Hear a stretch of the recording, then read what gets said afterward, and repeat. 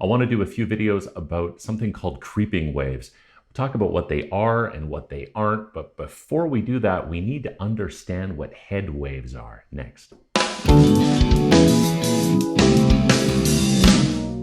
I don't know why they're called head waves. If you know why, please put it in the comments so we can all learn something. In essence, what's happening is that a very high angle long wave, say 70 degrees, the upper part of that beam will glance against that free boundary surface on the top, and it mode converts into a shear wave. Of course, the same thing can happen at the bottom, that high angle L wave. The bottom part of the beam may brush against the lower surface, and it generates a shear wave there.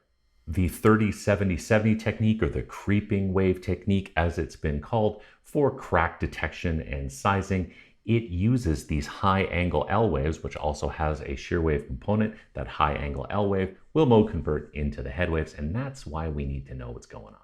As a really easy way to visualize a head wave, we're going to use the photoelastic table, and I'm going to put the probe right on the edge of a piece of glass. I've got a 10 megahertz 32 element A10 transducer, and I'm using honey in this case for the couplant. Did a video on that a long time ago. It doesn't offer much in the way of a sonic advantage for what we're doing right now, but it is delicious, and if you push really hard, the probe will stay where it's supposed to. I've set up a linear focal law. I'm going to start it at 20 degrees away from the wall, and then we're going to sweep it in towards the edge of that glass block. You can see that as the outside of the beam starts to interact with the edge, it starts to generate this mode converted shear wave. That's the head wave, and you can see it basically gets generated at the same angle regardless of the angle of incidence of that high angle L wave. In a practical sense, you'll be using a transducer on an angled wedge. In this case, I'm going to use an Olympus 5L16A10 transducer, and it's mounted to a 45-degree L wave wedge. And I'm going to use, for all the series of these demonstrations, I'm going to use the OmniScan X3. If we run a similar sweep with the angle beam probe, you can see that characteristic flat front end of the head wave being generated from the glancing tip of the long wave.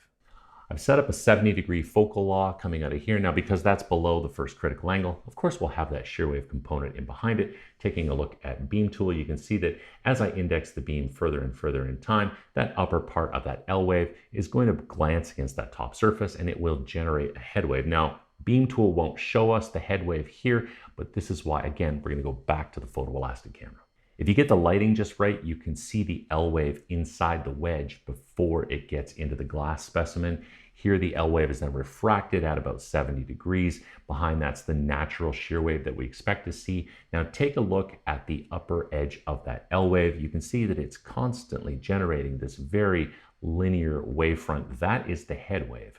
The head wave is at 30 degrees. The shear wave below is at 30 degrees. The two of them have the same sound path distance. They kind of blend into each other and make one large shear wave. And that's good for us because then we don't have to worry about trying to tell the difference between them later.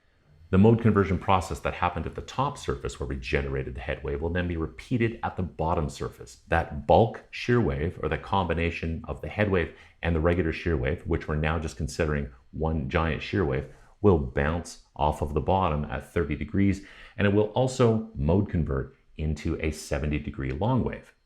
That 70-degree long wave has some beam spread, the leading edge of which will then mode convert into a head wave, just like what happened at the top surface, and the process repeats itself. So when you're doing this 30-70-70 technique, you'll be looking at combinations of long waves and shear waves only.